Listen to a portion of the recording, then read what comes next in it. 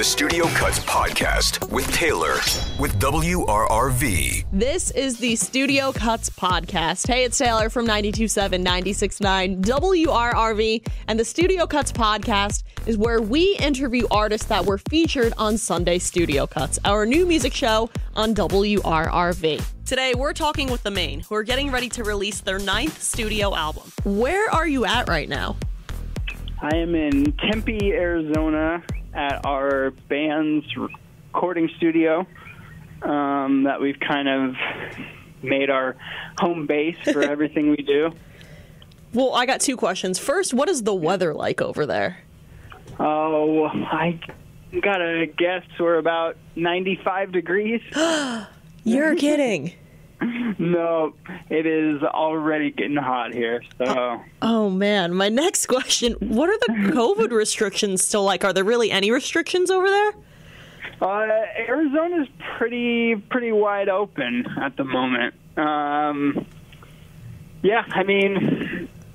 think people can kind of do what they want at the moment here. But obviously, we're not...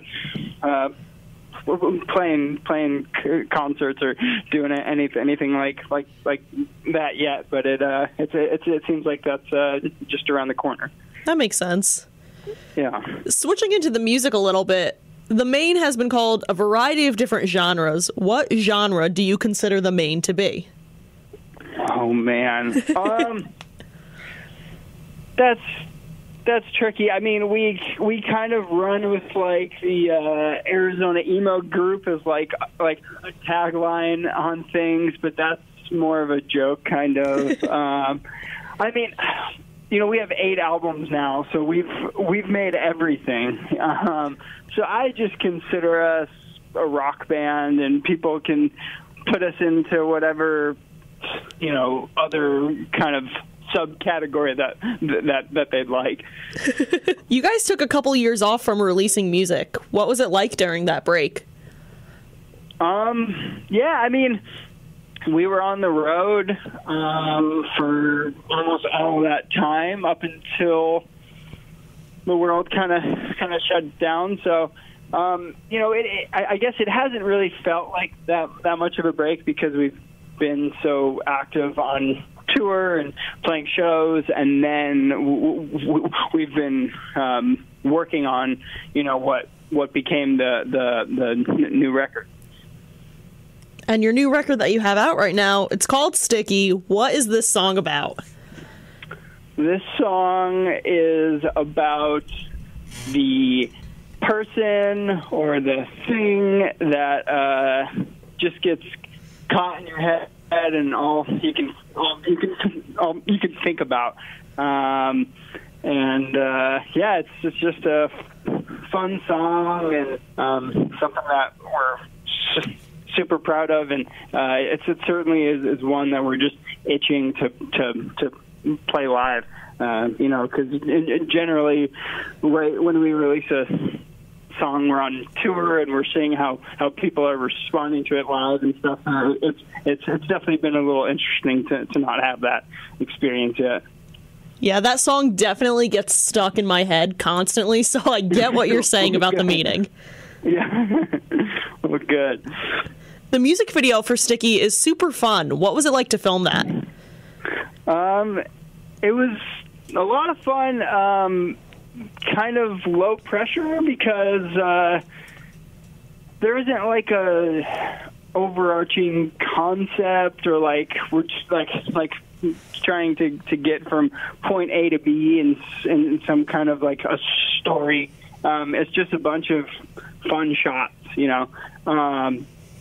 so it was a good time. I would say the hardest thing was to get the honey out of my hair. the hardest part, for sure.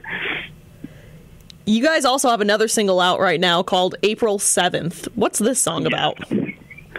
Oh man. Well, I would have to let our singer go all the way into detail, but I will say that April 7th is the date that he met his now wife.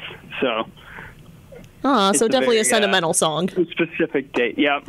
You guys are getting ready to release a new album in July. What can we expect from the album? Oh man, a lot of variety in the songs. I would say it's kind of this balance of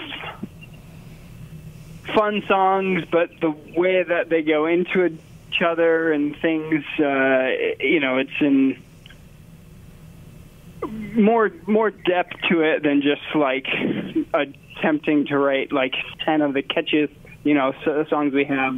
There's songs that are meant to be the closer of the album and in the middle and like the ups and downs. So I would say it's a record that brings you on some kind of a journey. Do you feel that XOXO differs greatly from your 2019 album? Are You Okay? Since that was your last album release. I would say pretty different. Yeah. The last album definitely was a little like heavier in tone as far as like what the songs were about, and a bit more like aggressive in the sound. And I would say that this record definitely explores a bit more of like the fun side of our band.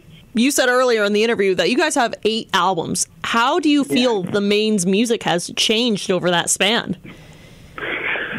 So much. I feel like we've kind of done everything.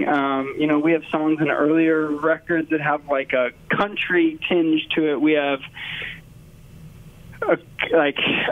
acoustic stuff. We have like some heavier stuff, and some stuff on this record, which is like super dancey and modern. And so I think that our big thing is, our fans have just been on board with everything we do. That we don't feel like we're caught in a box of expectations of having to sound a certain way. So we're able just to make what we're in the mood to make at the time. Leading up to the release of your album in July, you guys also are creating a documentary about it. What is that like? So we put out a making the album thing. I think for us, like, trying to show the ins and outs of making a record has been super important, because it kind of gives the fans a chance to see how things were made and see how much effort and care we put into making the records, and hopefully it helps them to like be able to connect to the songs even more, because they're seeing them from the beginning up until the finished product. You guys have done a bunch of live stream shows, and they were really, really interactive. What was it like doing those? Thanks.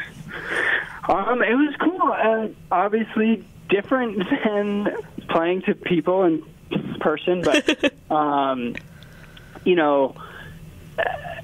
a big part of our shows are the interaction with fans. We at most shows will bring a fan up on stage to sing a part with us, and we single out people in the crowd and make them dance, and all kinds of things like that. So I think trying to make the live streams as interactive as possible was important, to try to like capture that energy, so it didn't feel like we were just performing to a camera. So we set up giant screens with a chat of the fans on there, and so some of their faces on video and stuff. So like we can actually see how we're reacting at home. So that was a big help to like make the shows feel as much like an actual in-person concert as possible. And speaking of in-person concerts, you guys are playing the Sad Summerfest this year. What are you looking forward to the most about that? Everything you could not imagine. I mean, it's been, I have like a countdown going. I think it's been like 480 days since we've played a show. Wow. Which seems crazy. So we are just itching to get back on tour, and yeah, it'll be awesome. And I think just seeing people have fun is what I'm most excited for. I think everybody certainly had a hard time the past year, so I think everybody could use just some fun in their life. I think you said it perfectly. All right, Pat, my last question for you.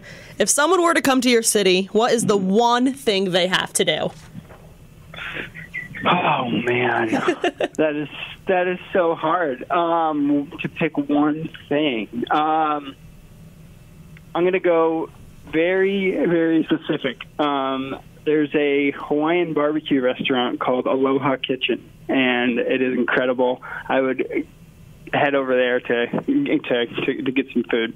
Ooh, that sounds amazing. Well, Pat, thank you so much for hanging out with me and the Studio Cuts podcast. Awesome. Thanks so much for having me.